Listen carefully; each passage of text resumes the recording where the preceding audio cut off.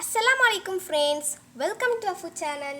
இன்னைக்கு நம்ம சேனல்ல நீங்க என்ன பார்க்க போறீங்கனாக்கா எல்லாருக்குமே ரொம்பவே பிடித்தமான ரமலானுடைய நோன்பு கஞ்சி வீட்லயே எப்படி செய்யறதுன்னு பார்க்க போறோம். இந்த லாக்டவுன் டைம்ல பாத்தீங்கன்னாக்கா நமக்கு பள்ளிவாசல்ல நோன்பு கஞ்சி கிடைக்க மாட்டேங்குது.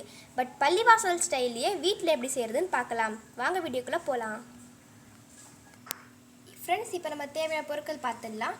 நான் வந்து ஒரு கப் பச்சரிசியை பார்த்தீங்கன்னாக்கா மிக்சியில் போட்டு கொஞ்சமாக பல்ஸ் பண்ணி எடுத்துக்கிட்டேன். இது மாதிரி எடுத்துக்கோங்க. அதுக்கப்புறமா கடலைப்பருப்பு, அதுக்கப்புறமா வெந்தயம், இது மூணுத்தையும் நம்ம வந்து ½ hour தண்ணியில் வந்து ஊற வச்சு எடுத்துக்கிடலாம். நெக்ஸ்ட்டு இப்போது வெங்காயம், தக்காளி, புதினா, கொத்தமல்லி, அதுக்கப்புறமா கருவேப்பிலை இலை, அதுக்கப்புறமா பார்த்தீங்கன்னாக்கா முருங்கை இலை, இது எல்லாமே கொஞ்சம் கொஞ்சமாக எடுத்துக்கோங்க.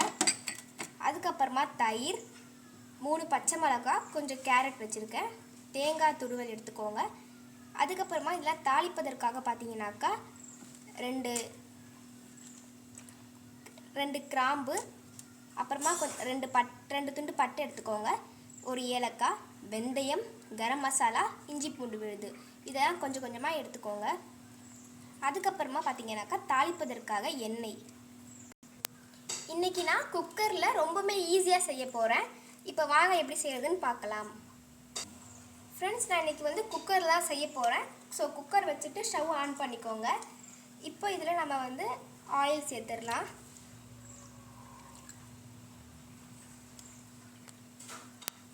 ஃப்ரெண்ட்ஸ், உங்களுக்கு பிடிச்சிருந்துச்சுனாக்கா இல்லை நீங்கள் வந்து கீ கூட சேர்த்துக்கலாம். நான் இன்றைக்கி வந்து ஆயில் தான் சேர்த்துருக்கேன். ஃப்ரெண்ட்ஸ், இப்போ என்ன நல்லா காஞ்சிச்சு, இதில் வந்து பட்டை, கிராம்பு, ஏலக்காய், இது மூணுத்தையும் சேர்த்துடலாம். நெக்ஸ்ட் இதில் வெந்தயமும் கரம் மசாலாவும் சேர்த்துடலாம். இப்போ நம்ம சேர்த்ததுல நல்லா வந்து பொரிஞ்சு வந்தோடனே இதில் வெங்காயம் சேர்த்துடலாம்.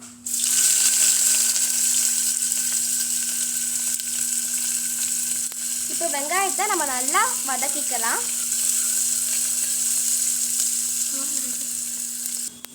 இப்போது வெங்காயம் நல்லா கண்ணாடி மாதிரி வதங்கினதும் இதில் நம்ம தக்காளி சேர்த்துடலாம். ஃப்ரெண்ட்ஸ், இதுக்கு வந்து நமக்கு தக்காளி அதிகமாக வதங்க வேணாம், கொஞ்சமாகவே வதங்கட்டும். இப்போ தக்காளி லைட்டாக வதங்கிருச்சு. இதில் பச்சை மிளகாய், கேரட் சேர்த்துடலாம். இப்போது புதினா, முருங்கை இலை, கருவேப்பிலை, இது மூணுத்தையும் உள்ள சேர்த்துடலாம். நல்லா கலந்துக்கோங்க. இப்போ நல்லா இதை வந்து கேரட், பச்சை மிளகாய், நம்ம சேர்த்த முருங்கை இலை, கருவேப்பிலை, புதினா எல்லாத்தையும் பச்சை வாசனை போகிற வரைக்கும் நல்லா வதக்கிக்கோங்க. அப்போ நமக்கு நல்ல ஒரு டேஸ்ட் கிடைக்கும். இப்போ இந்த மாதிரி ஸ்டேஜில் நம்ம வந்து வச்சுருக்கக்கூடிய இஞ்சி பூண்டு விழுதையும் சேர்த்துடலாம். இதையும் சேர்த்துட்டு நல்லா வதக்கிக்கோங்க. இப்போவே நல்லா ஒரு அரோமா வருது. இப்போ நம்ம இதில் தயிர் சேர்த்துடலாம்.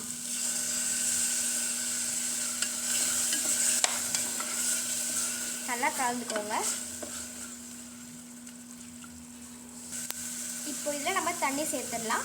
தண்ணி வந்து பார்த்தீங்கன்னாக்கா நம்மளோட ஆப்ஷனல் தான், எவ்வளோ வேணாலும் சேர்த்துக்கலாம்.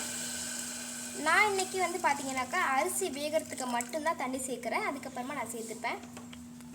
இப்போ இதில் நான் உப்பு சேர்த்துட்றேன். இந்த மாதிரி கொதி வந்ததும் இதில் நம்ம வந்து அரிசி, கடலைப்பருப்பு, வெந்தயம், இது எல்லாத்தையும் சேர்த்துடலாம். நான் இன்றைக்கி பார்த்தீங்கன்னாக்கா 5 பேருக்கு வர மாதிரி தான் நோன்பு கஞ்சி செய்கிறேன். உங்களுக்கு அதிகமாக வேணும்னாக்கா நீங்கள் குவான்டிட்டியை அதிகப்படுத்திக்கோங்க.